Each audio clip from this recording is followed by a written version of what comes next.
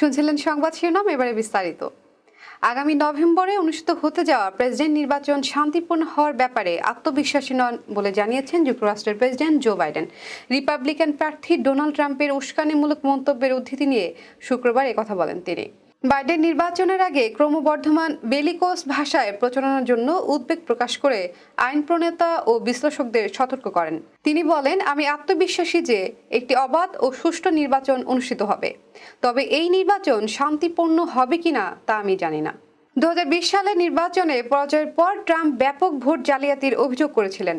ট্রাম্পের দাবি তার সমর্থকদের ক্ষুব্ধ করে এবং 2021 সালের ক্যাপিটল হিলে ভয়াবহ দাঙ্গার সূত্রপাত ঘটায়, যেখানে ট্রাম্পের সমর্থকরা পুলিশের ওপর হামলা চালায় এবং ব্যাপক ধ্বংসযজ্ঞ সৃষ্টি করে। বাইডেন সাংবাদিকদের বলেন, ট্রাম্পের বক্তব্য এবং তার বর্তমান অবস্থান অত্যন্ত বিপজ্জনক। তিনি যদি নির্বাচনের ফলাফল পছন্দ না করেন তাহলে সহিংসতা হতে পারে।